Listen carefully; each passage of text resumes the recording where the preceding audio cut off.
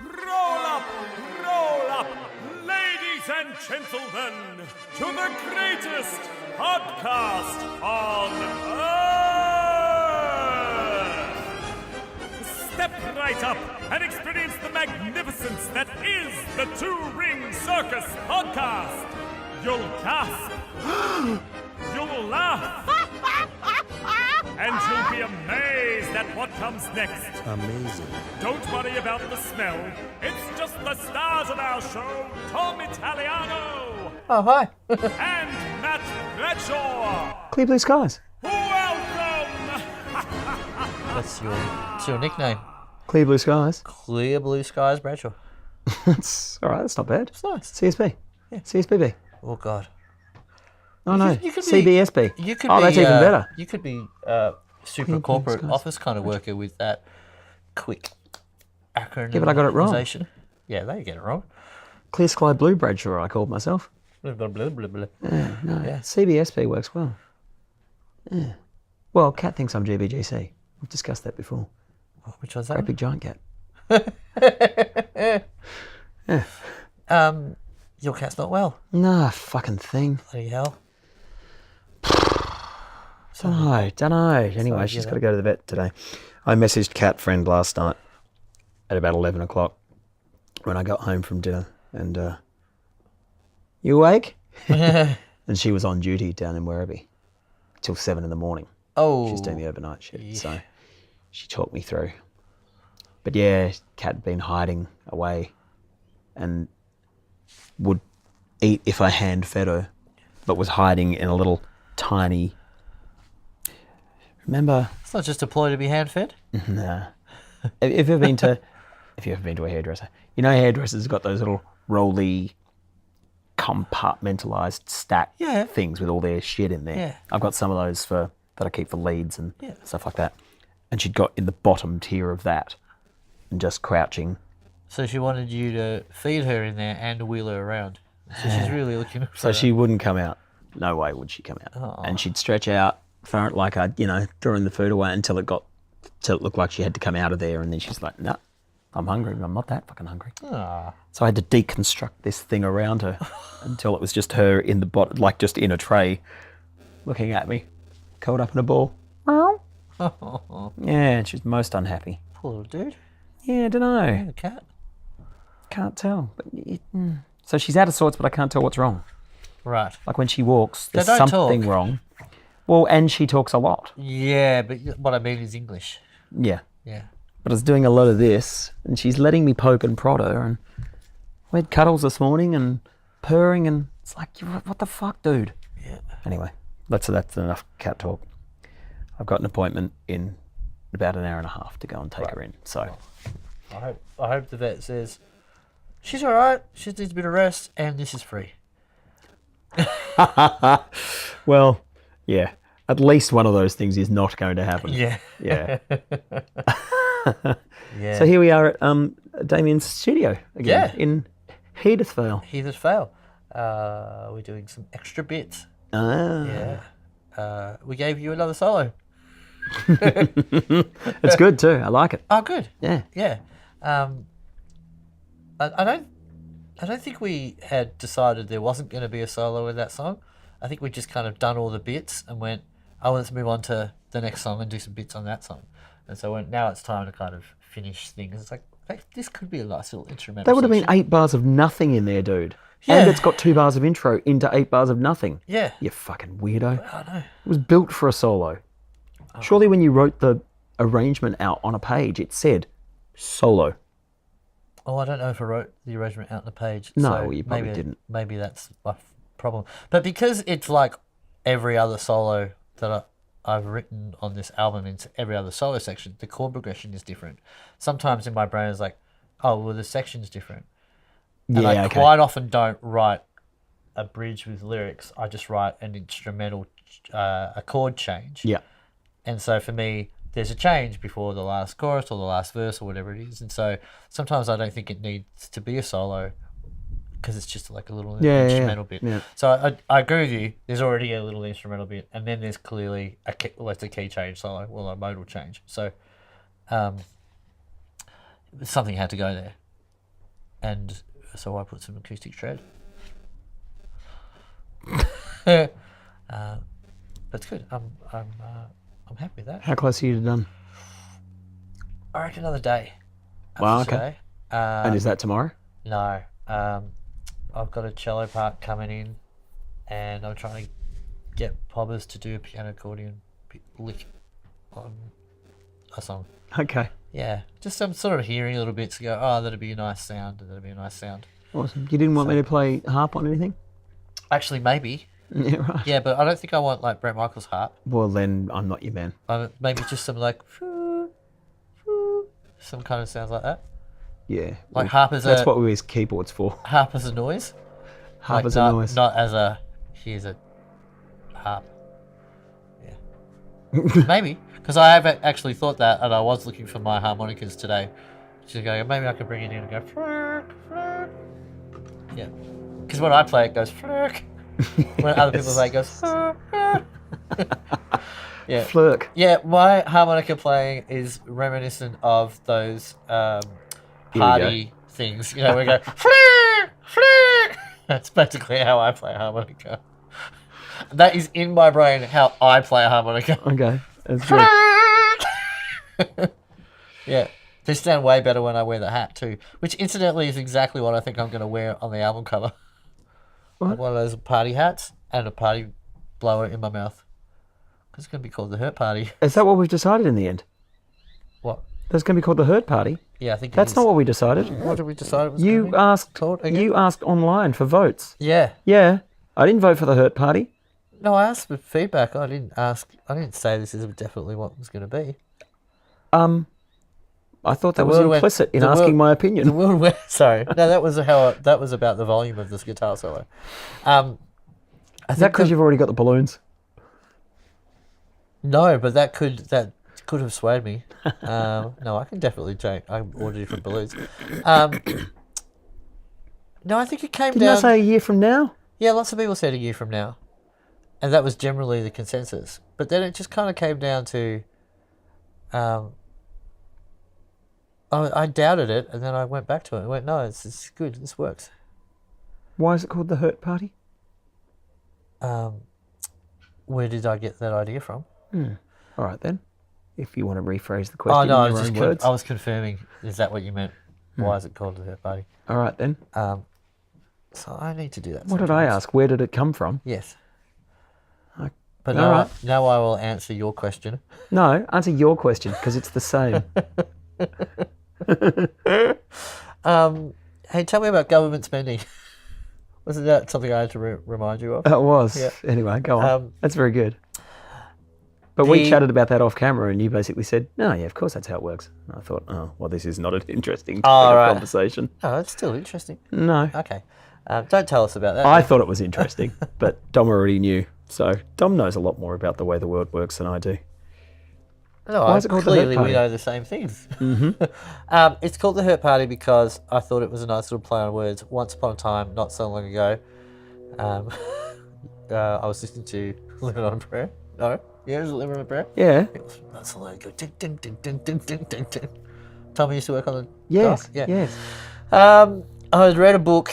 I think the book is called Why Won't You Apologize? And it was written by a psychologist about people coming to terms with being aggrieved and trying to understand how the other person lives their life and thinks about things. Because quite often, when you've been aggrieved, you want someone to apologise and you don't understand why someone won't. And this book was written from that perspective of, well, sometimes you've just got to understand that the person who you think has done something wrong doesn't think they've done anything wrong and actually may indeed think that you're the person that's done something wrong. So in the book, the author keeps referring to the person who's been aggrieved as the hurt party. So the hurt party feels like they deserve an apology, and the hurting party, or whatever it says, I don't really remember that bit, thinks that the person's being ridiculous. Okay. And it was all about trying to kind of work. Sometimes you're just never going to get closure on something because that other person doesn't think they've done anything they need to apologise for. And that's where I thought, and so it kept saying the hurt party, and I kept thinking, that's basically what all my songs are. These little mini hurt parties where I'm like trying to work out why someone said or did the thing they said, knowing that they're never going to take the responsibility for it the way I want them to. And that's why I write songs, because that's how I solve the problem of never getting what I want out of the scenario. I thought, yeah, these are little mini hurt parties, and I am also the little mini hurt party. Wow. Yeah. You sure a year from now wouldn't be better? No, I'm not. Are you going to wear an elephant mask on the back? I'm not sure. Why would I wear an elephant mask? Isn't that the John Hurt party? That's a William Hurt. No, John Hurt, you're right. Yeah, William Hurt's someone completely different. Yeah. He's still waiting for an apology. That's funny. I was going to just have a cake in my face. I was going to get Kat to put a... She'd love to do that. Yeah. Oh, she's definitely... I think that's why it's still called the Hurt Party. Just so she can do the photo shoot. Okay. She's like, I don't want to be in it. I want my hand to be in it. Oh, it's not finalised. Okay. We're still recording, remember? But it's close. We've done lots of little things to make it sound lots better, even in the last 24 hours. So. Yeah, right. $2,500 worth? Of lots better. Yeah. $700 so far. Okay. Oh no, I paid for an extra fiddle bit, so that's $825. So did I. How was your massage thing? Did you have one the other day? Did you go for that underwater deprivation tank thing? Yes, I did. You did.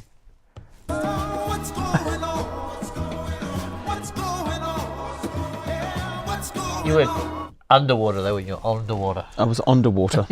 Yep. I was Matt underwater. No, Fire in the sky? Correct. Yeah. There wasn't. Which guy? So yeah, I went for a detox float. No, not a detox float. That's dumb. I went for a float at the Lotox Fox in Somerville, so not far from me. Beautiful place, like a spa-y type, like a day spa-y type thing, but really lovely and clean and Did you go new on a and day of sparry? fresh. Yeah. Sparry? Sparry? What's happened? Just trying to find Okay, playful things to say. that's good. Yeah. So I spent. My intention was to actually fully commit to explaining the entire experience, but I got tied up yesterday and then Cat, and so I haven't. But anyway, I'll very quickly describe what it was. You have a shower first, so you're all nice and clean to go in the, and it's like a big egg type thing, plasticky thing, slidey, blah blah blah, and the water's body temperature. So I'd said to you, apparently you can't feel where the water begins and you end. Yeah. That's not true. You absolutely have the sensation of where water is on you. Of course you do. Dylan Boyd. That up there now. It's Dylan Boyd. I don't know what that means. Yeah, Dylan's doing his pilot's license. Oh, I didn't know that. Yeah. Okay. He's fucking ruining our recordings. She told me not to make sure I didn't get it in my eyes for any reason, because she said that can be really unpleasant. Okay, so the salt water, yeah. Yep. So it's heavily salted, which one would think means it was really salty. So that falls into part of the experience.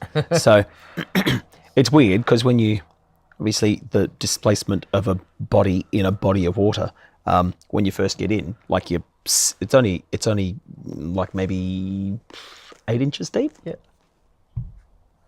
Yeah, I get my ish.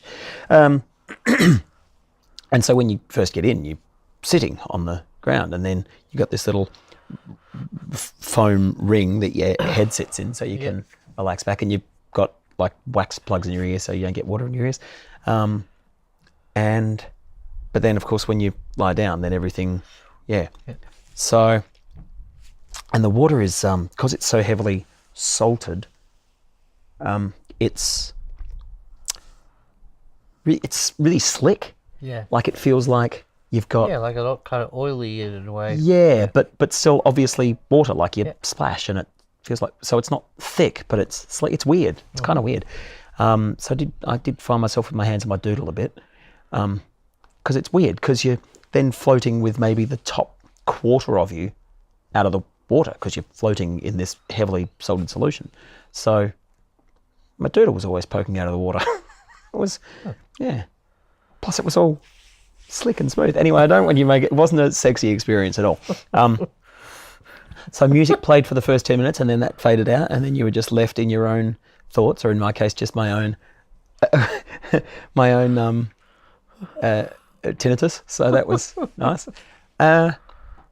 So Shannon Gibson, drummer in G-Force, his wife had done this thing, and I only got this experience anecdotally from Shannon, not from Belle. He said she came out and said, he said, man, she was zen as fuck. Okay. I spent an hour lying there thinking of all the things I should have been doing instead of lying down for an hour in water. So I tried really hard to immerse myself in the experience. Like just, okay, so this is... But there's too much salt in the water. Yeah. This is supposed to be a, I guess almost like a meditation experience. And I've tried meditation, and yes, we all get better at what we practice, and I'm not very good at it, and I haven't really given it a red hot go. But I thought this would be a way of getting close to that, or at least even maybe seeing if I could do it. And so then the music stopped, and I was just lying there, and I was thinking about the Facebook post I'd just written about Jacinda Ardern, and then I was thinking about the things I had to do for the rest of the day. And so I'd heard, again, anecdotally, that you can't sort of hold on to any thoughts like meditation. They come in, but they flick straight out again. No, it was just like lying down in my bed, only wet. And so after about sort of maybe 20 minutes of that, I then started to just like explore my surroundings. So I was splashing about, and I found that it was actually quite uncomfortable, because the natural inclination when I was floating in all this really heavily salted water was sort of arms akimbo, like an Old West fighter ready to have a duel.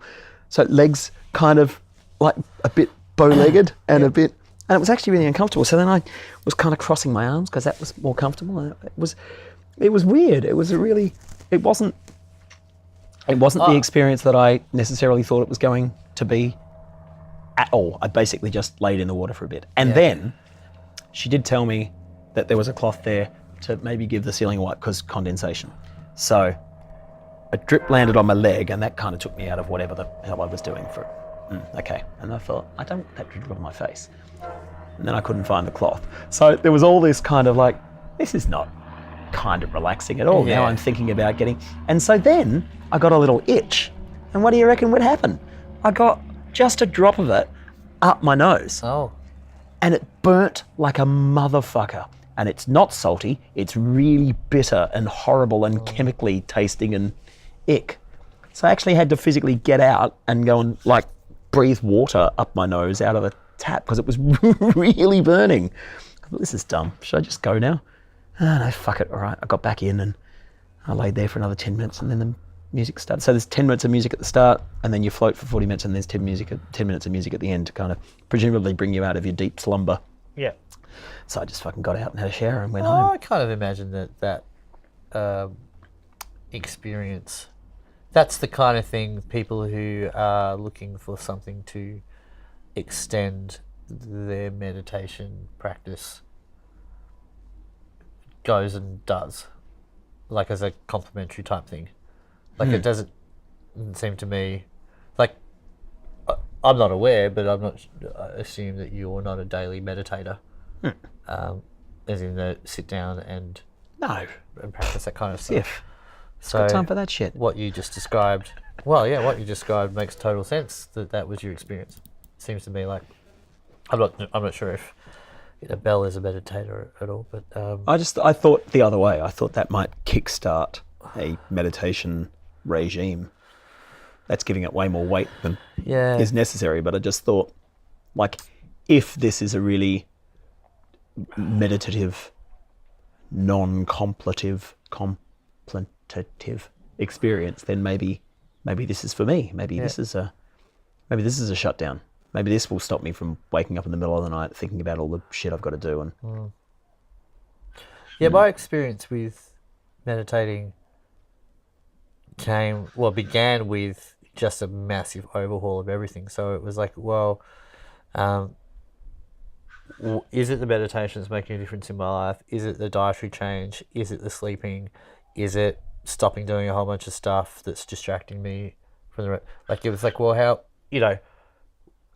clearly the benefit comes from doing all of those things in combination. And I believe that if I tried to just, like, when I started my meditation practice a month after Shannon and Belinda's wedding, when I was a month into quitting soft drink for the first time in my life. And so subsequently, the other reason I know that their wedding's anniversary is on the 4th of November is because it's the last time I ever had a soft drink. It's my anniversary as well. It's like I should get from Soft Drink Drinkers Anonymous like a coin or something every year. But all those things kind of like I started that. It was like, oh yeah, that's helping, and then that's helping, and then that's helping, and suddenly like, oh, I've had this massive life transformation, but really I did about 20 things. And yeah, I think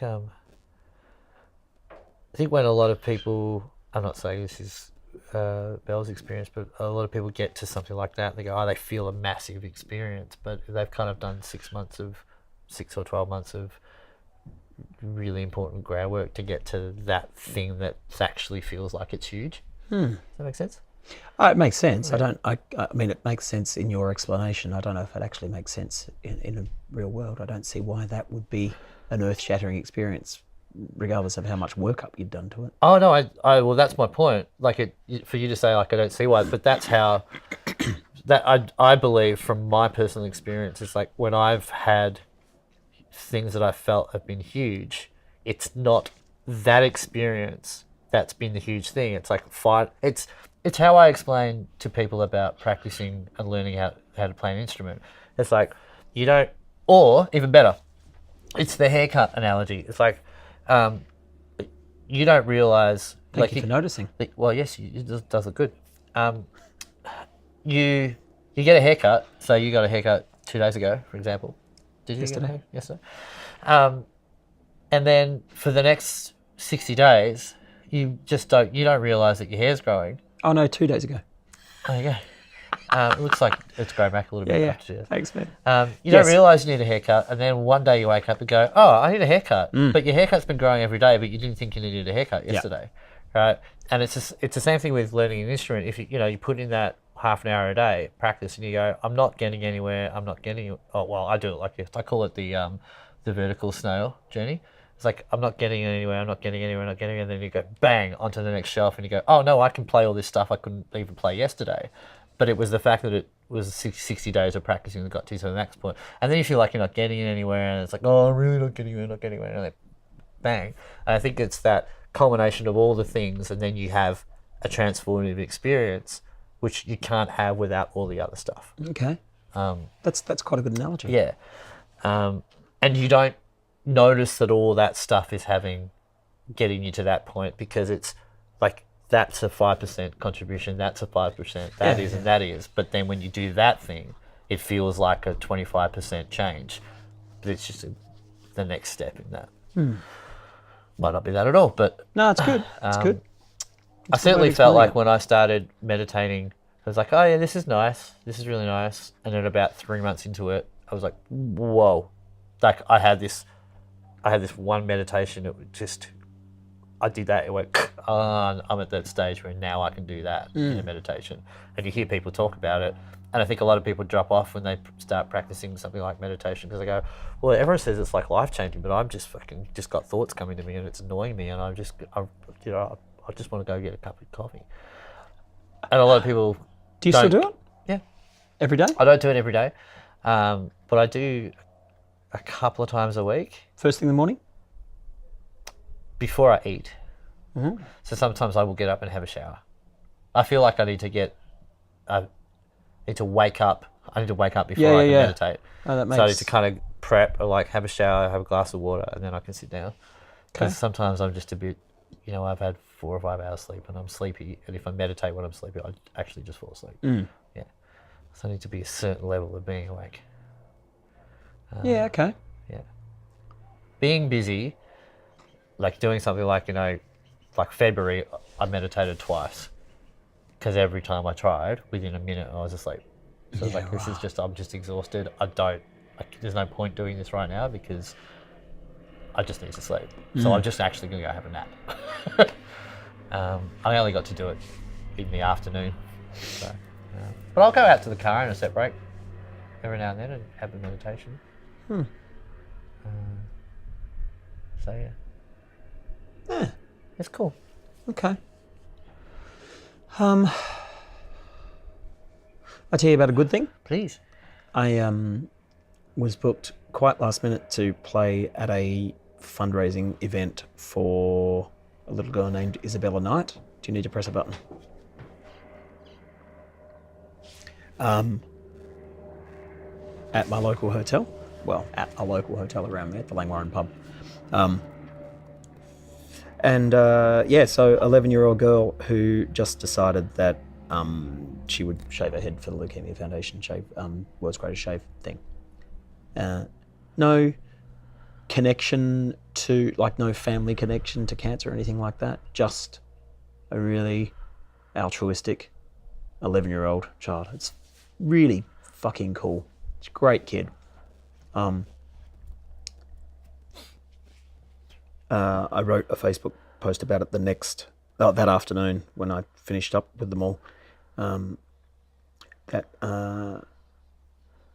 She's just a really empathetic person. It's quite amazing. I don't know if you read it, but I didn't see it. Yeah. Like her mum was telling me, she just every Christmas she gets a bit sad because she thinks of all the kids that don't have it as good as her, and she collects up all her unwanted stuff. And oh wow, yeah, like 11, and she's done that for more than a couple of years, So yeah, it's pretty impressive. Yeah, awesome. Yeah, and then I followed up the next day with the mum and said, and I was chatting with our friend Katie Cooper about this, who's very cluey about psychology is not the right word, but certainly the way kids interact with the world, just by virtue of being a teacher and a really bright girl as well. So I followed up with the mum and said, it might be a really worthwhile endeavour for Bella to keep a journal of her experiences now post this. I mean, certainly even to articulate exactly why it is she chose to do it. Because I don't know if you can remember much about being 11, or certainly decisions you made when you were 11. So I kind of thought that'd be really nice for her to be able to look back on. And also her day-to-day stuff henceforth, because that was a Saturday afternoon, and all of a sudden Monday she'd be back at school, and she had hair sort of almost down to her waist. Yeah. Right. And all of a sudden she's, and she doesn't, she's only 11, so she's just a kid. She doesn't look like a little boy with short hair. She looks like a little girl with short hair. So that, I kind of found that interesting as well.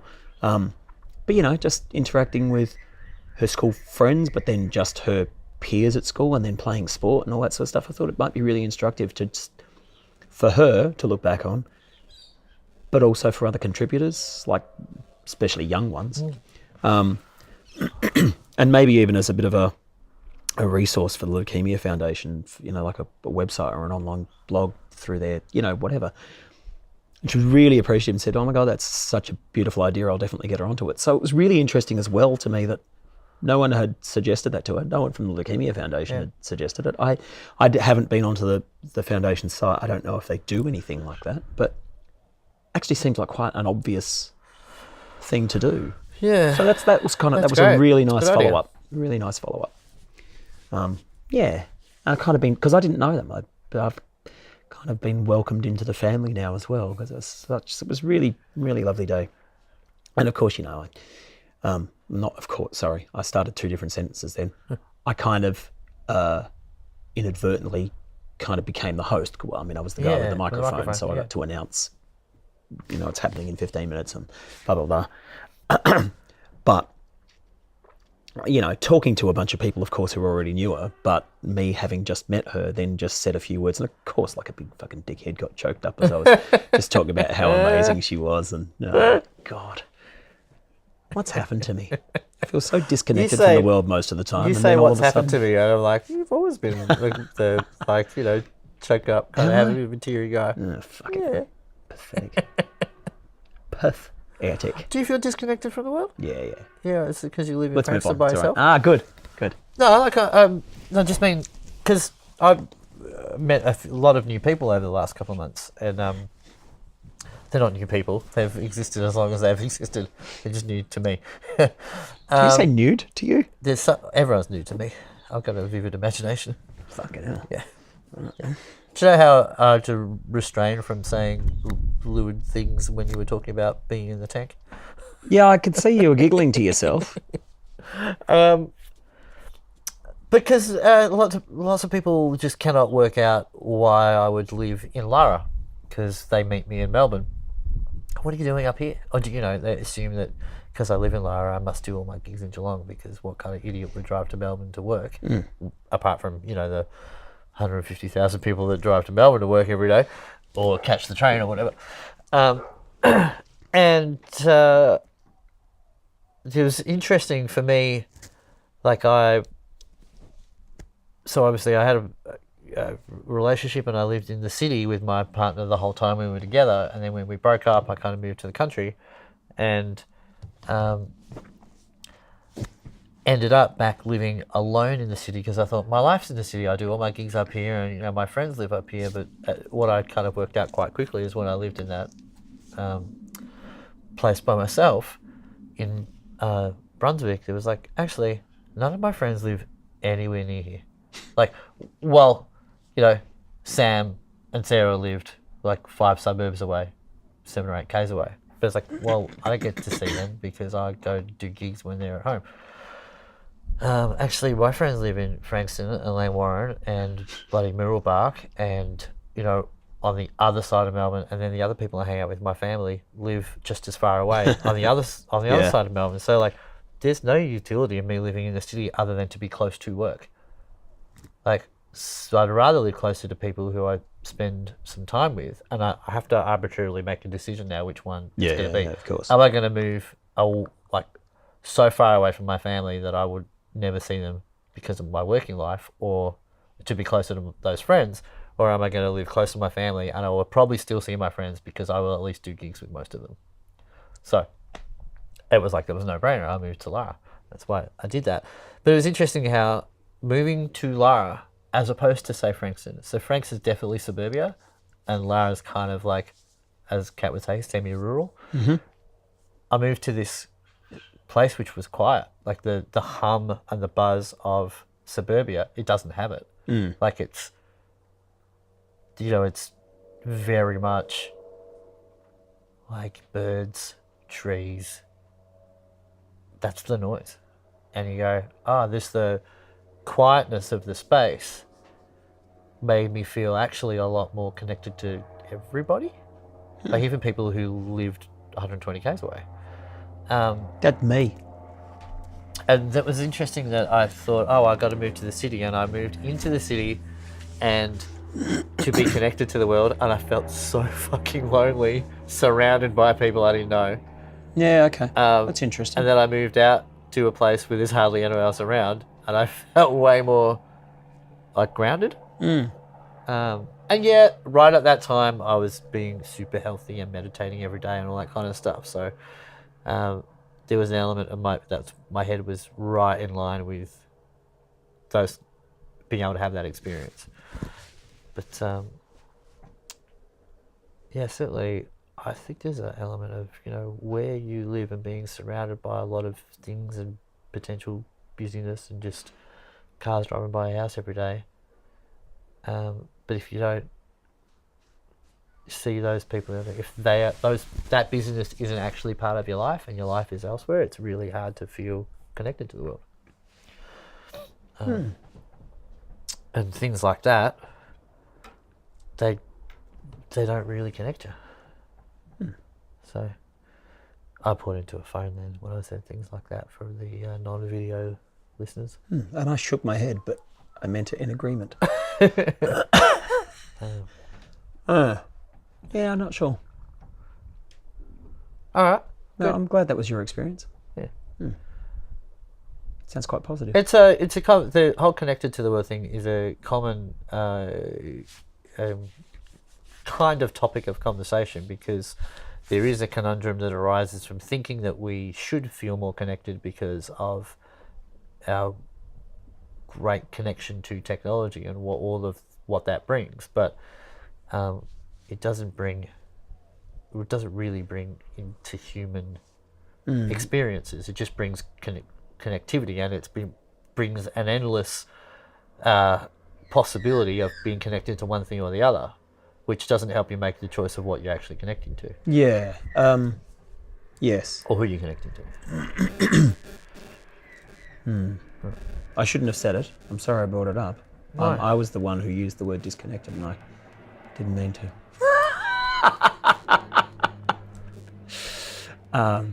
Yes, I don't factor technology into those things. I don't. I get when I read those articles that cite those kinds of experiences as, we're so connected now, but we're less connected than we ever were before. And I don't know. I understand what they mean when they say stuff like that, but I don't process things in that way. I don't feel, by virtue of the technology in my hand, that I'm connected to anything. Like, that's not how I look at those devices. Yeah, no, I agree. Yeah. I agree. Yeah. But I mean, what I think it does explain is there's a parallel between, it's a wacky parallel, but so are most of the things I draw parallels towards or between. I don't think you can draw parallels between.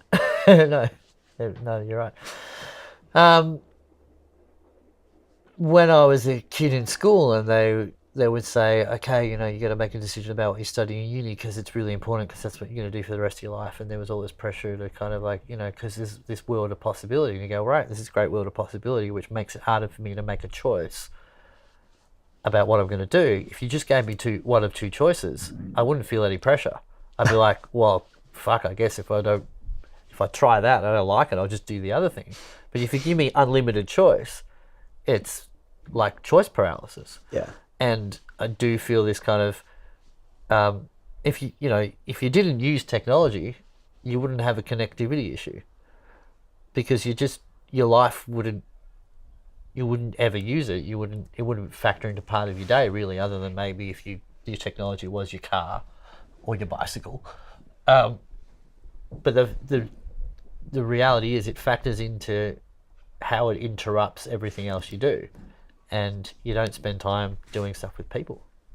I mean, one of the things I find very important about doing this podcast with you is just the sheer fact that this might be the only time, other than my girlfriend, that I sit down with a friend of mine for half an hour to an hour and not doing something else.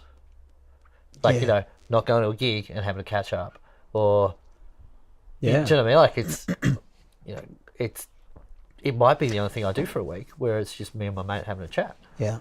Yeah, it is certainly a really valuable part of this thing that we're doing. Yeah. I agree. And I usually do. I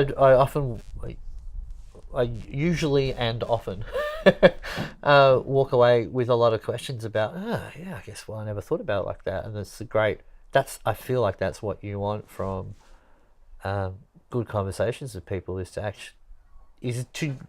through the process of resolving things and getting to talk about stuff or hearing something, is walking away with more questions. Which I think that's just the nature of good conversation. Or certainly, one would hope, therapeutic conversation with someone who you appreciate connecting with. Yeah. Yeah. stuff. Hey, what time are you here till today? 5-ish. Okay. Yep. Gigging tonight. Yeah. What are you doing tonight? Gigging. Yeah, whereabouts? 5th Province tonight. Oh, mate, I might call on the way home. Oh. I finish 9:30. You finish at 11. Where are you? Republica. Oh, that's right. Yeah. Yes, I saw that on your calendar. I'd forgotten. Yeah, this is my 4-night week. Obviously, it's a 5-night week now. Yes. Yeah. Yeah. I think it's going to be a good experience though. The 6-night, 4-night jobby. Yeah, I think it will be, but it'll always end up being a 6-night, 5-night. Not always. Yeah, well, No. will for you. No way, dude. Yeah, I reckon. No, I'm no. I I had Saturday night off and went out for dinner. I took Saturday night good off one. and went out for dinner, Yeah. and got to bed at 4:30. Yeah, no. it's often better to just Many to go cocktails. and do a gig. Boy, oh boy, oh boy, Because oh you go boy, you oh get home boy. earlier. Yeah, but really had a lovely great. night. Yeah, with friends, so that was cute. Nice. It's good. What? That is the last Saturday night off I have this year until I go on holidays. So Well, I think. fair enough. Yeah. I did a gig, finished at 10:30. Because I'm fat now, I took my suit pants off so I can put my jeans back on. I realised I didn't actually have to get out of the car between finishing the gig and then driving home, and so I drove home in my underwear. Oh yeah, Yeah, yeah, it's great, isn't it? yeah, it's awesome. Yeah. I quite more often than not take my shoes off. Yeah, I take my shoes off often. Yeah. yeah. It's good. Yeah. But Someone told Yeah, me that sans pants. maybe it's illegal to drive without shoes, yeah, apparently. but then you're allowed to drive with thongs. Which No, I think is. I don't think stupid. you are. I don't think you're allowed to do anything in thongs. I don't think you're allowed to do anything in thongs. No. Oh, Certainly you don't mean think- anything, do I mean you? like anything. Yeah, okay. So I think you should be allowed to go out in public. Okay, fucking hell. I didn't realise you had so many sartorial fucking rules. Ah, thongs and fucking baseball caps. Yeah, yeah, I know. Trucker caps. But baseball caps or trucker caps? Both. Because they're Okay. practically the same things. They trucker are. caps, chopper chops. Yeah, You can chopper have chops. those if you want. Yeah, thanks, man. They're trucker caps are higher. Yeah. Yeah, and look, I if you don't drive like a 'em. truck, you can have a trucker cap. And Yeah. if you play baseball, you can wear a baseball cap. Yeah. But for any other reason, fuck off with your stupid headwear. Particularly at night time, indoors. Yeah, but that's because you've had a baseball cap on during the day and you can't take it off because you got hat hair. That's why that happens. No. And holidays are good for baseball caps. Yeah, that's all right. If you're on holiday, you can wear a baseball cap. Is that all right? On your holiday, just not indoors while you go out. At night time. But Take what your about- fucking hat off, you fucking scruff bag. Oh, okay. I am a scruff bag. It's true. I've never seen you wear a baseball cap / trucker cap. Well, never a Do you trucker own cap. one? Yeah, I own heaps, man. Yeah, but you Own. take them off when you go out because you've got Not some if I've been self-respect out and all dignity. day. I mean, I wouldn't wear them into a restaurant, Well, exactly my point. but I'd wear them in Ely Beach. But you're right, you wouldn't. No. No. Ah, Yeah. you're talking about those people, But particularly. yeah. Okay. I don't play baseball. My favourite baseball cap, and I have 3 of them because they were gig swag. I've got 3 white snapback Jim Beam caps. Nice. Yeah. Yeah. I like the snapback. Yeah. Yeah. Oh, yeah, I think if you work outside, you can wear a hat. There's not many other fucking reasons why you should ever be allowed to wear one. All right. Hey, I have to take my cat to the vet. All right, and I have to go and Supervise. do something in the studio that I'm paying for today. Okay, great. Actually, that you're paying for, really. Thanks for this. Thank you, It's the mate. most Thanks expensive for podcast you've ever made. thanks for fitting it in.